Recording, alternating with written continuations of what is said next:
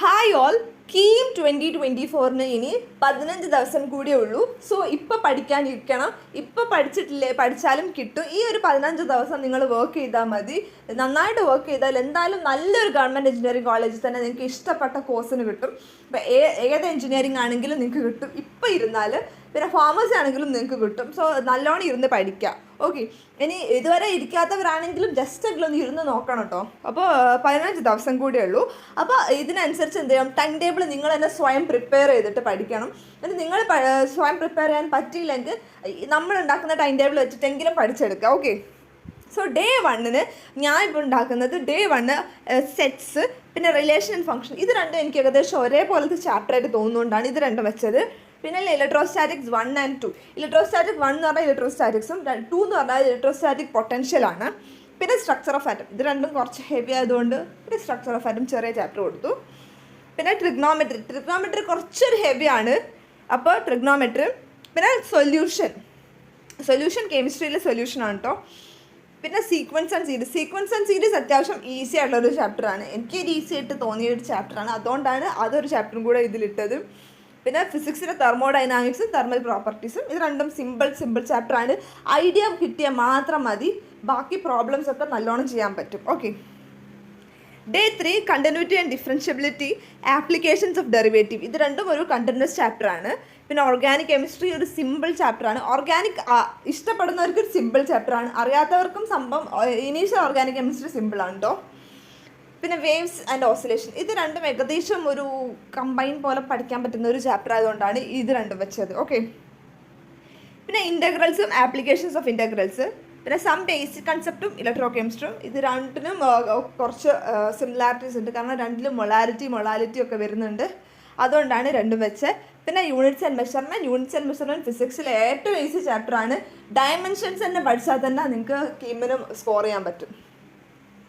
5th day എന്ന് പറയുന്നത് സ്റ്റാറ്റിസ്റ്റിക്സും പ്രോബബിലിറ്റിയാണ്. ഈ പ്രോബബിലിറ്റി +1-ൻ്റെയും +2-ൻ്റെയും കമ്പൈൻഡ് ആയിട്ട് പഠിച്ചാൽ മതി. പിന്നെ D and F, അത് കുറച്ചൊരു ഹെവിയാണ്, എന്നാലും നിങ്ങൾക്കൊണ്ടാവും പോലെ പഠിച്ചു തീർക്കുക. ഓക്കെ, ഇമ്പോർട്ടൻസ് എങ്കിലും അതിൽ പഠിച്ചെടുത്താൽ മതി. പിന്നെ 1D 2D, അതായത് മോഷൻ ഇൻ എ സ്ട്രെയിറ്റ് ലൈനും മോഷൻ ഇൻ എ പ്ലെയിനുമാണ് ഡേ 5 വരുന്നത്. ഡേ 6 വരുമ്പോൾ ബൈനോമിയൽ തിയറം വരുന്നുണ്ട്. പിന്നെ ഹൈഡ്രോ കാർബൺസും കെമിക്കൽ കൈനറ്റിക്സും ഹൈഡ്രോ കാർബൺസും രണ്ടും 2 ടൈപ്പ് തന്നെയാണ്. ഹൈഡ്രോ കാർബൺസിൽ പ്രിപ്പറേഷൻ, പ്യൂരിഫിക്കേഷൻ, ഐസോമറിസം ഒക്കെ വരുന്നുണ്ട്. കെമിക്കൽ കൈനറ്റിക്സ് വേറെ തന്നെയാണ്, എന്നാലും കുറച്ച് വൃത്തിക്ക് പഠിക്കാൻ പറ്റുന്ന 2 ചാപ്റ്റേഴ്സാണ്, സിമ്പിളാണ്. പിന്നെ ലോസ് ഓഫ് മോഷൻ സംഭവം സിമ്പിൾ ചാപ്റ്ററാണ്, പക്ഷേ ഐഡിയ ഒന്ന് കത്തിക്കിട്ടാൻ കുറച്ചൊരു ടൈം എടുക്കും. ആ തിയറി വൃത്തിക്ക് പഠിച്ചാൽ പ്രോബ്ലംസ് ഈസി ആയിരിക്കും. പിന്നെ കൈനറ്റിക് തിയറി ഓഫ് ഗ്യാസസും ഒരു സിമ്പിൾ ചാപ്റ്ററാണ്. ഓക്കെ, പിന്നെ മെട്രിസസ്, ആറ്റംസ്, റേ ഓപ്റ്റിക്സ് ഉള്ളതുകൊണ്ടാണ് ആറ്റംസ് വെച്ചത്. റേ ഓപ്റ്റിക്സ് കുറച്ച് ഹെവിയാണെന്ന് എല്ലാവർക്കും തോന്നുന്നതുകൊണ്ടാണ് ഇവിടെ ആറ്റംസ് ഒരു ചെറിയ ചാപ്റ്റർ വെച്ചത്. പിന്നെ അമൈൻസും ആൽഡിഹൈഡ് കീറ്റോൺസ് ആൻഡ് ആസിഡ്സ്, ഈ അമൈൻസും ആൽഡിഹൈഡും സംഭവം ഈസി ആയിട്ടുള്ളൊരു ചാപ്റ്ററാണ് രണ്ടും. അപ്പോൾ ഇത് ഓർഗാനിക് എനിക്ക് ഇഷ്ടമുള്ളതുകൊണ്ടാണ് എനിക്ക് ഈസി അങ്ങനെ പറയാൻ. നിങ്ങൾ ഈസിയാണെന്ന് വിചാരിക്കുക, എല്ലാം ഈസിയാണ്. ഏതൊരു ചാപ്റ്ററും പഠിക്കുന്നതിൻ്റെ മുന്നേ തന്നെ നിങ്ങൾ ടഫായിട്ടുള്ള സബ്ജക്റ്റ് എനിക്ക് അത് ഇഷ്ടമില്ല എന്നുള്ള ഒഴിവാക്കുക. എനിക്ക് എല്ലാം ഇഷ്ടമാണ്, എല്ലാം ഈസിയാണെന്ന് വിചാരിച്ചാൽ ഒക്കെ സിമ്പിളായിരിക്കും.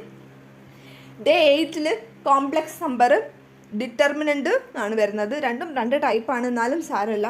കാരണം മെട്രിക്സും ഡിറ്റർമിനൻറ്റും ആയിരുന്നു വെക്കേണ്ടത്, പിന്നെ ഞാൻ കുറച്ചൊന്ന് ഇതായിക്കോട്ടെ എന്ന് വിചാരിച്ചു. പിന്നെ വേവ് ഓപ്റ്റിക്സും ഡുവൽ നാച്ചർ ഒരു സിമ്പിൾ ചാപ്റ്ററാണ്.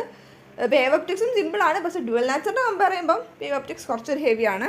പിന്നെ ക്ലാസിഫിക്കേഷൻ ഓഫ് എലമെൻറ്റ്സ്, അത് ഒന്നൊരു ജസ്റ്റ് ഒരു ഐഡിയ കിട്ടിയാൽ മാത്രം മതിയാവുന്നതാണ് എനിക്ക് തോന്നുന്നത്. അതിൻ്റെ കമ്പയറിങ് ആണ് കൂടുതലും ശ്രദ്ധിക്കേണ്ടത് കേട്ടോ അവിടെ. പിന്നെ day 9 straight line and conic section വരുന്നുണ്ട്. പിന്നെ കോർഡിനേഷൻ കോമ്പൗണ്ട് കുറച്ചൊരു ചിലപ്പോൾ ഐഡിയ കിട്ടാത്തവർ ഇരുന്ന് പഠിക്കണം, സംഭവം സിമ്പിൾ ചാപ്റ്ററാണ്. പിന്നെ മെക്കാനിക്കൽ പ്രോപ്പർട്ടീസ് ഓഫ് സോളിഡ്സും മെക്കാനിക്കൽ പ്രോപ്പർട്ടീസ് ഓഫ് ഫ്ലൂയിഡ്സും ആണ്. ഇത് ഒരു കണ്ടിന്യൂഷൻ ആയതുകൊണ്ടാണ് ഈ ഒരു ചാപ്റ്റർ ഇങ്ങനെ കൊടുത്തത്. ഓക്കെ, പിന്നെ വരുന്നത് ഡേ 10 ലീനിയർ ഇനിക്വാലിറ്റി, ഡിഫറൻഷ്യൽ ഇക്വേഷനും ആണ്.